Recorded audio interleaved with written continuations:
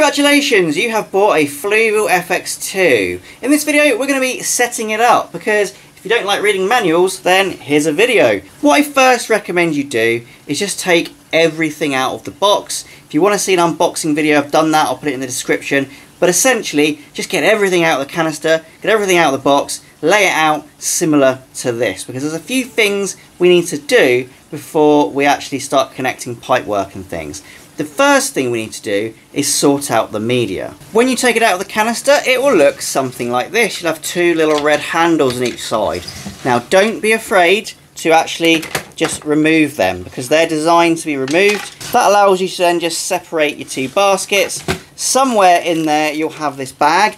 This bag is for putting other media in there. So you can either stick your biomedia in here, or you can get some chemical filtration or something like that. Say you've got high phosphates or nitrates, you can stick some chemical filtration into these bags. This is an optional thing. You don't have to do it, but the bags are there should you wish. Now, if you want to do that, I recommend you stick them in the bottom tray. So where this fine sponge is, it's actually a carbon sponge. This is chemical already, so it won't do any harm just to stick a couple of bags of other chemical filtration on top. You will notice as well that your biological media are in these plastic bags. You'll be surprised how many people don't unpack this. So what you absolutely have to do is take this media out of the bag. There are two of them, as you can see. So just remove both of these from the bag, give them a little rinse in some aquarium water to remove any dust, and then you can stick them in your trays. Just for ease of setup, after my rinsing, I've actually stuck them both in the same red tray. That allows you more space in this area. So I would also recommend maybe going out and buying another bag or box of these biological filters, the little rings or the little pellets or whatever you want, and you can now stick it in that part. So you're essentially doubling your biological filtration straight away. You don't have to, you can put one bag in each section should you wish. Another thing you can do, which is what I'm going to do, is stick some filter wool into this section. This top sponge is designed as a mechanical filter, but you can see it's quite coarse. The outside rings are also mechanical filtration, but they are also quite coarse. So I'm just going to add a small section of this filter wool just in there, and that will help to remove any of the really fine particles. Now obviously it's a bit springy, but that's easily just going to get compressed when I install it into the filter. So once you have sorted out your media, added and removed whatever you like, you can just put these little handles back on and we'll go ahead and stick it into our filter. In terms of O-rings, there are two you want to look out for. On my model, my lid O-ring was pre-installed. You can see it already installed on the lid just there around the edge. On other filters I've bought, ones from other makes and also from FLUVAL, I have had a little bag with an O-ring in it. So if you have a little bag with an O-ring in it, not sure if it's going to happen or not, it just goes around the outside edge there.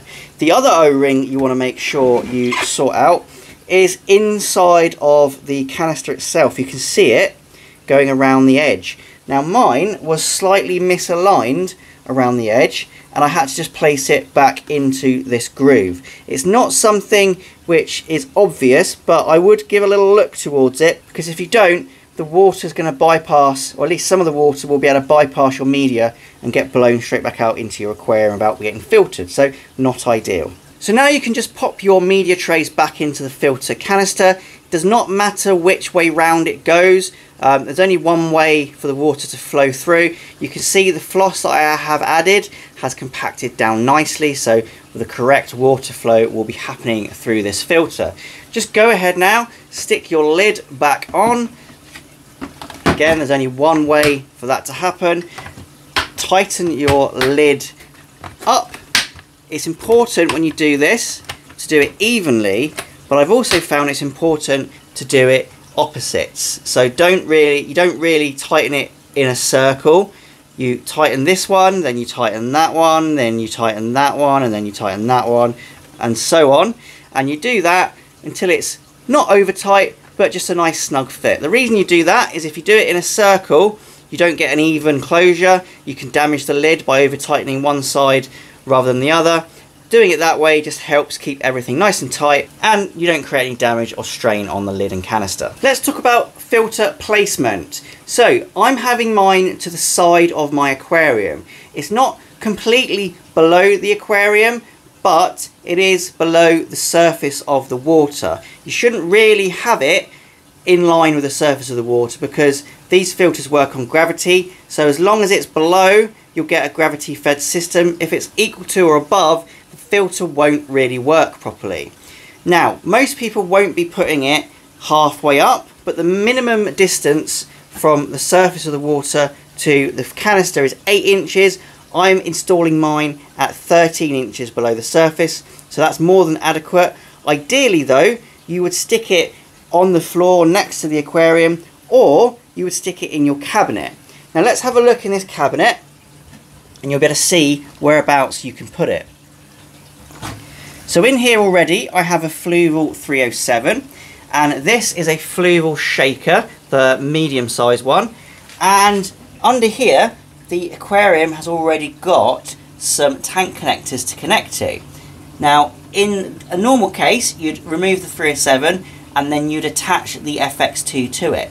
To do that, you'd firstly have to cut the smaller segment of the connector away, because that will restrict the flow into the aquarium. So by that I mean the part that the 307 is connected to now, you'd cut that away with a hacksaw or something, and then you'd connect it to the larger piece above there. Excuse all the spiders and things living in here. They seem to really enjoy this environment. So in that instance, you'd pretty much be done by now, because you'd have cut your pipe work and you'd now be flowing in and out of these inlets and outlets. However, let's do it the hard way. Do it the more standard way, where your tank isn't drilled and you don't have tank connectors going through the base of your aquarium. So after we found our filter placement, we then need to work out our lengths of pipe work. In an ideal world, you don't want any loops or bends in your pipe work, because any loops and bends restricts flow and reduces the efficiency of the filter. So we need to measure fairly accurately. Now my outlet I'm going to have next to my inlet, which is actually one of the better ways of doing filters. Some people like to have one on one end and one on the other, but actually from what I've read and experienced, it's better to have them both on the same end, so that you blow out that way and then you suck it all back in that way, and it's a bit more, you get more tank coverage, because otherwise, say you're blowing it out that end and sucking it in that way, you're kind of blowing it straight into the inlet, if that makes sense. What we want is the tank water to circulate, and that's how we're going to install it. So we're not going to need a lot of pipe work to get from there to there. So just measure it up and then you cut it. On your pipe work you have 4 meters, which is quite a lot, and obviously it's quite thick pipe. The rubbery ends here are the ends that attach to the canister filter itself, and then once you've cut it you'll be left with bare ends, but that's alright because the inlet and outlet are rubbery, so that's what you connect into. So once you've measured it, you can obviously use a pair of scissors or something to cut your pipe work. I like to use one of these pipe cutters because it gives you a nice clean cut, and obviously it's really like the best way of doing it really. That is essentially how you cut your pipe work. Once you have cut your pipe work, it's just a matter of installing it. First thing you need to do is put your AquaStop valves on. They simply push on. You should hear a slight click, and when you hear that click, they are installed. Obviously it does give you a little bit more extra height, so be aware of that when you cut your pipe, and the same for the other end. Easy peasy. After that, you need to then put your pipe work onto the AquaStop valves. Now obviously they just push on quite easily. One thing you do get in your pack are some hose clips, or Jubilee clips as we used to call them. And you just put them over this part of the pipe work and then tighten them using a screwdriver. Okay, so we're almost done. We've installed our pipe work. You can see I've put the connectors on. I've cut my pipes quite short because there isn't a lot of distance for them to travel. And then the next part is using these. These are what helps to keep your pipe connected over the side of the aquarium. Again, typically you probably have these fitted on the back so you can't see them. I'm doing them here because I don't mind, and also it's easier to show you how to install it going over the side of my aquarium. So quite simply, you just remove the clips and you just put your pipework over the top and then clip them back in place. Now, directional wise, in terms of which way the pipe goes, I've always done it that this clippy bit's on the outside of the tank and this part is touching the glass on the inside, so you'd go that way like that. And here's that installed. You can see it's a nice, clean and easy to use system. It does put pressure on the pipework, but eventually the pipework will just sort of mold into that shape, but it just stops things pinging out of your aquarium. If you're just trying to balance pipework through the back of your aquarium, sometimes it can fall out, cause issues. This, you know, is 100% set in place, and also it's really easy to remove your pipework should you wish to. You just remove the clips. So a nice simple system. What's left to do is attach my inlet at the back and my outlet at the front, and then we'll turn the filter on. You can see now I've installed my inlet and outlet. The outlet is at the front. It can be moved around. You've got two duckbill outlets which you can move pretty much like a 180-degree arc. I've directed mine to go to the back and also along the front, hopefully hitting the outlets here, creating a nice bit of turbulence and good flow through the aquarium. At the back there, I've got my inlet with a big strainer. This is telescopic, so if you need to go a bit deeper, obviously I'm not doing that, but should you need to, you can use the telescopic action to get right down to the bottom of your aquarium. And you can see over the top there, nicely installed. I haven't used the suction cups on the strainer, I'm just having it at an angle sitting at the back in the corner. So really the next thing to do is to get it going. Now, you don't need to fill this with water before you start. It will do that on its own. As soon as you plug it in, it will go through a two-stage cycle. The first thing it will do is fill itself up with water. Obviously, that's going to drain water from your aquarium, so you need to make sure you've got adequate water to refill it. You also need to make sure that your valves are open to allow this to happen. Obviously mine are open, so that is the open position. So let's just go ahead and plug it in.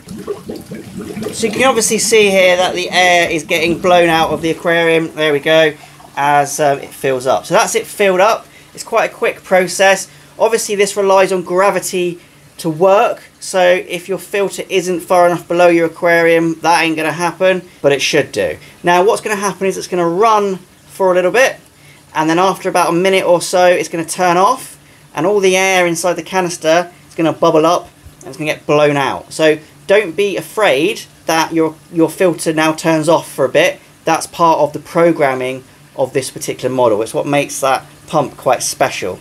You can immediately see how much extra flow we've got in this aquarium. Wow, that is the reason it's on here. So it's just turned off and now you can see it's purging the air.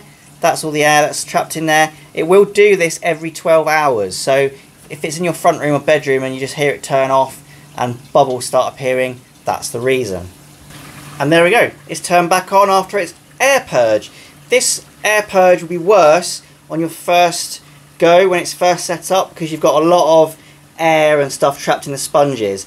Later on, once the sponge is bedded in, you won't have so much bubbles coming out. If you can hear that noise, that is because it's a new filter. Once again, that's just air in the sponges being moved. I normally say that it takes about a week for a filter to remove most of its noise. It quietens down after about a week because all the sponges are bedded in, all the oxygen and air and stuff that's in there has been removed. So if you're initially surprised by the noise of this filter, or any filter, it's just because it's a new one.